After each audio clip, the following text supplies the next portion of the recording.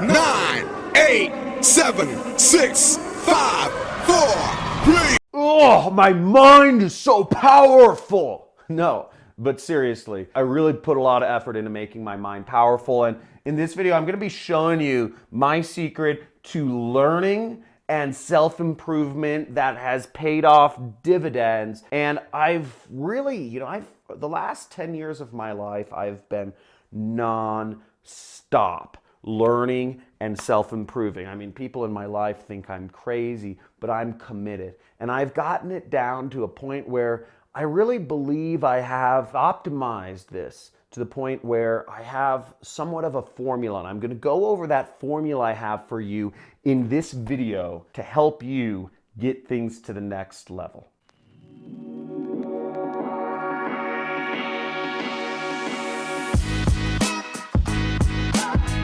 Okay. Now, you're probably thinking I'm gonna, use the word mindset or some other things in this video, and you're like, I don't need another mindset video.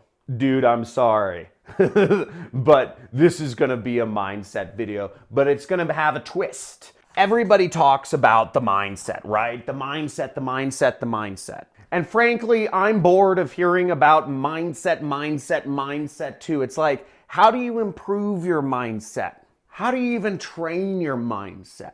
Is it just following a lot of gurus that are pitching me on YouTube and Instagram and email? Well, yes and no. And the fact of the matter is, I hate that word mindset too, because it's like, how do you improve it? But I'll be going over right down here how you can improve it, the fastest way to improve it. What I've found, which is really interesting about mindset, is that you want to study people that are 1 to 2 levels above you, but not more. And the other thing I found out about is you don't want to study people who are at your level either. So there's a danger. If you're taking advice from people who are at your level, say you're working a job and you say, I want to quit my job, I want to make a lot of money, and your buddy says, oh man, I have some great advice for you, just put money in your 401k and save up. I read this book and that's the way you get rich. Taking advice from another person who's in the same position as you is not going to help out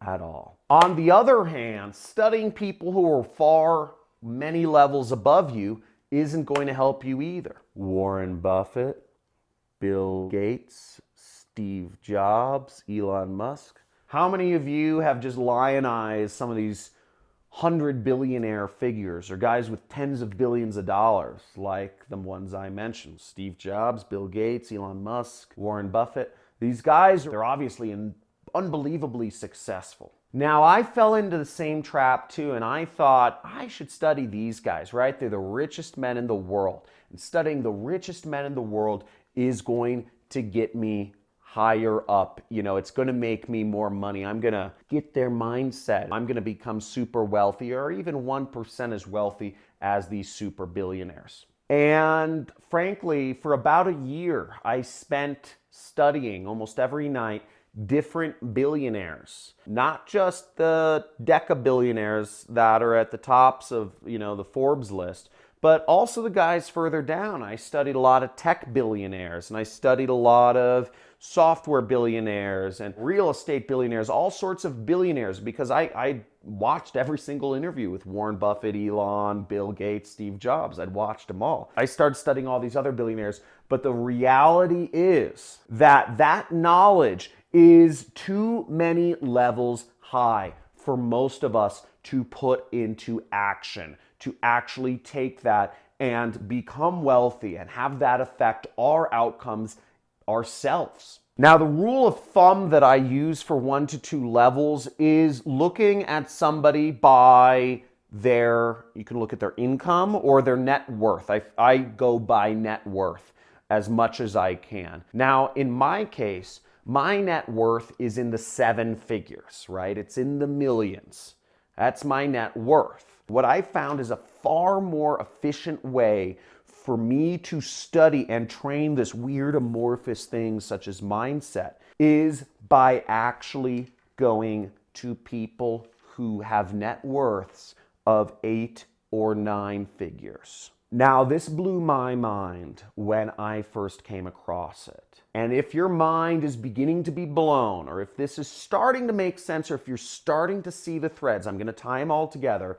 Type in a mind blown in the comments. And if it just like blew up, or if there's a point where it just blows up, type in mind nuke if it was just nuked. Now, for your six figures, if you have a six-figure net worth, you probably want to study people who have 7 or 8 figures net worth. If you have a 5-figure net worth, just start learning from people who have 6-figure or 7-figure net worths, and it will help you accelerate your outcome. And the difference is that you're getting more on the ground tactics of what you can do better in your business. You listen to Warren Buffett and Elon, they're going to talk about ideas and changing the world and all this stuff. And if you're just trying to get that first $100,000 in your bank account, you can listen to all of Elon's ramblings about how robots are taking over the world and how the future is self-driving cars and we got to hook up our brains to computers and the internet. But it's not going to help you put extra dollars in your bank account. Better learn from, if you're doing sales, learn from a salesperson who has 6 figures in their bank account, 7 figures in their bank account. Now, the difficult thing about this is there is an uncanny valley here that I found. Let's say 6 figures net worth. Those people are easy to find. If you're in any Western country, you can find people, the top salesperson in your company is worth 6 figures, maybe even 7, whatever it is. But the point is, you can meet a lot of those people face to face. They're walking around your town, even if you're in India, even in, towns that only have, 20,000 people. There are people that have 6 or 7 figures net worth in their bank account. Even in India, even in Pakistan, maybe they hide it well. They're there. Don't let them fool you. And it's easy to find the guys who have $1 billion or have $10 billion, who have $100 billion like Jeff Bezos. So at both ends of the spectrum, it's easy to find these people over here that have 6 or 7 figures net worth. And it's easy to find these people who have $1 billion, $10 billion, $100 billion net worth. But I found it was very hard to find those individuals as a 7-figure net worth individual that have 8 and 9-figure net worths. And sometimes maybe it's hard for you to find 7-figure net worth people that you can learn from. There are a lot on YouTube, but it's harder to find the people with 8-figure net worths, with 9-figure net worths, because most of those people, they aren't famous enough yet. They aren't lionized in their industry. They're just one of the in-between guys running a business with a lot of competitors, doing nothing interesting. The guy who started the brand Supreme, nobody would think about watching an interview with him, but this guy probably has a mid 8-figure net worth. I haven't run the numbers on the company, but they do about $100 million a year, I believe, or 80 or something like that. And if they do $100 million a year, you figure 20% margins, right? So that's $20 million, and after taxes, that's $10 million for the owner a year. So that founder probably has an 8-figure net worth. More specifically, I look to find people who are in as specific of an industry as possible that are 1 to 2 levels above me. Now, in particular, I'll try to find other affiliate marketers, but I just look for, because it's so specific, to find specific affiliate marketers that have interviews with them that have 8 to 9-figure net worth.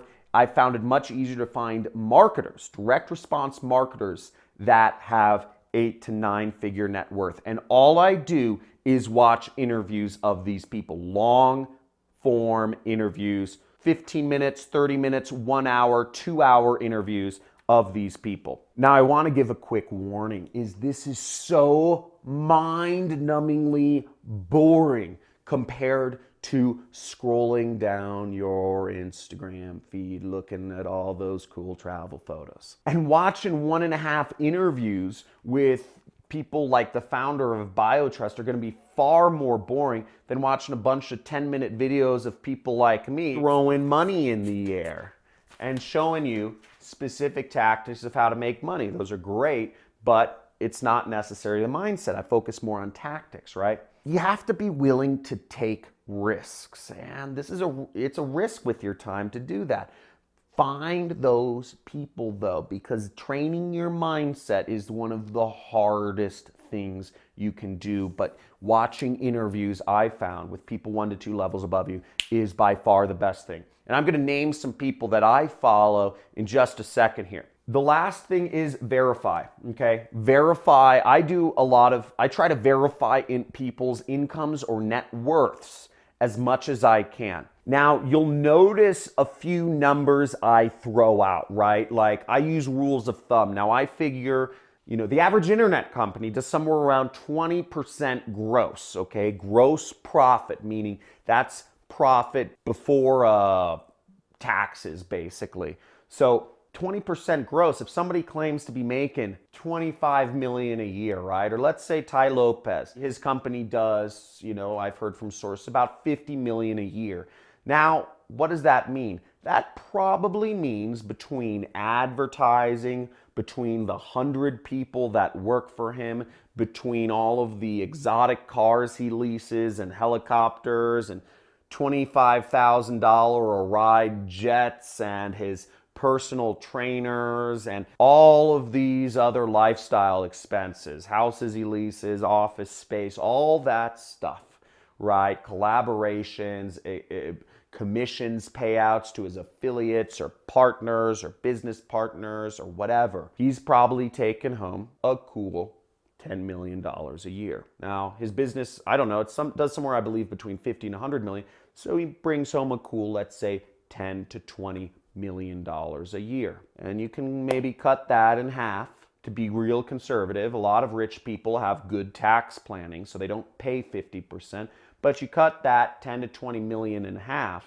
and you're left with 5 to 10 million. And you figure these guys, he's only blown up in the last couple years, so his net worth is probably somewhere, I would estimate, in the range of, 5 to 10 times 4. It's somewhere between 20 to 40 million dollars, like liquid cash he owns, not in his business, not like his personal net worth is probably 20 to 40. So if you have 6 figures in your bank account, or if you have 7 figures in your bank account, Ty Lopez might be a very good person to listen to. But if you're dead broke, if you've got $5,000 to your name, if you've got $10,000 to your name, you might as well be broke, right? Ty Lopez probably isn't going to help you. His mindset stuff is not going to help you get to that next level as fast as if you were studying those people that are 6 and 7 figure net worths. So I'm doing a lot of back of the envelope math, and who I follow mainly is people now, instead of following billionaires or people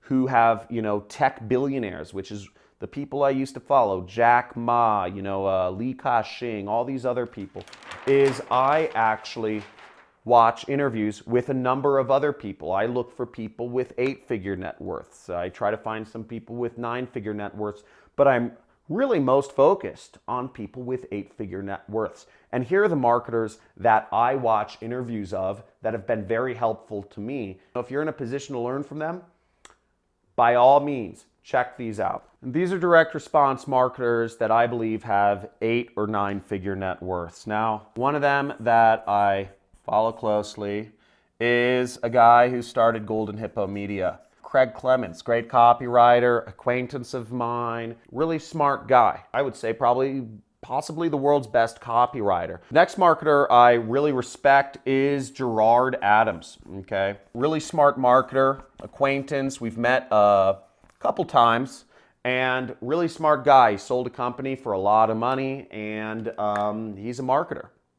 Ryan Holiday is another great marketer, more of a PR guy, and the only thing I don't like about his interviews is that oftentimes he's, kind of got an angle to things. He's selling things. He's not always completely personal, but he's a really smart marketer and great guy. Here's a dynamo. Here's a beast, and his name is Josh Elizeche. And this kid is 24 years old, running a $40 million a year business. And he's been running the business for a little bit. Sole owner. And that's another thing you got to look out for when you're looking at the people who run these companies. Just because somebody runs a $100 million a year company doesn't mean they're worth, $100 million.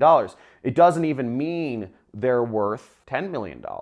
Because if they only got their company up to 100 million last year and there are 4 other founders, you can figure out that, okay, that, let's say 20 million profit, that 20 million profit is divided amongst 5 people. So that one founder that you found that claims to be a $100 million man might only be an equal partner, even worse, a minor partner, and he only has a couple $1 million. And if you're looking to learn from 8-figure entrepreneurs, you got to check your math, right? How many other founders does a company have? And the last marketer is a really good guy, Joel Marion. And I'm actually going to put up a last one, which is just super awesome, which is Dan Fleischman, okay? Shout out to Dan Fleischman. Sorry to put you at the bottom. And this guy is super smart PR, marketing, branding sort of guy, create a lot of direct response brands.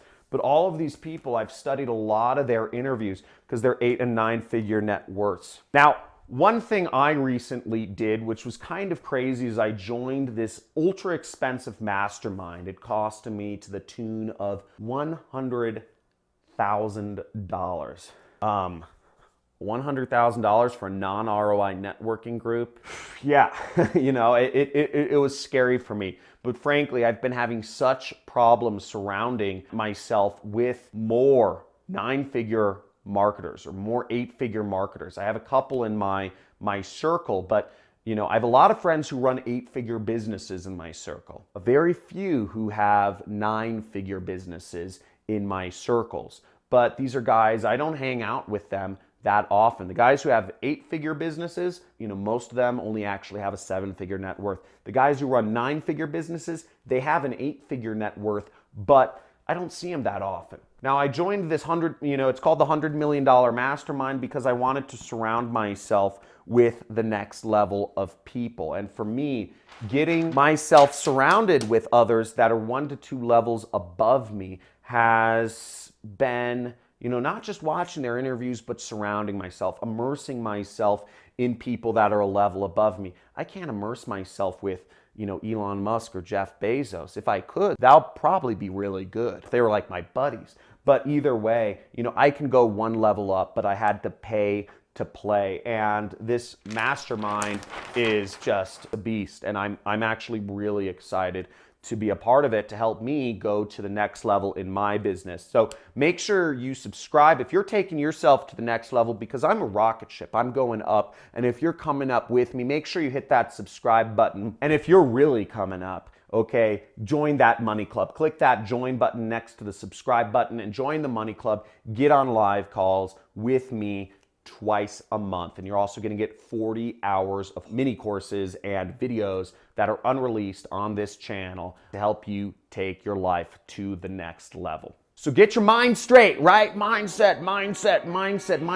But seriously, guys, if you got some value from this, if you understand what I'm talking about, I hope you already got your mind blown. But if you get it now, okay? If you get it now, type in mindset. This is big stuff. It just took me years to figure out what I just showed you. I spent so much time learning from billionaires and it never got me anywhere. And I hope I can make this path to success and winning in the game of capitalism easier for you, just applying these few things that have helped make it easier for me. See you in my next video. Subscribe, join the money club. Join the money club. Let's get it. And I will see you in the next video.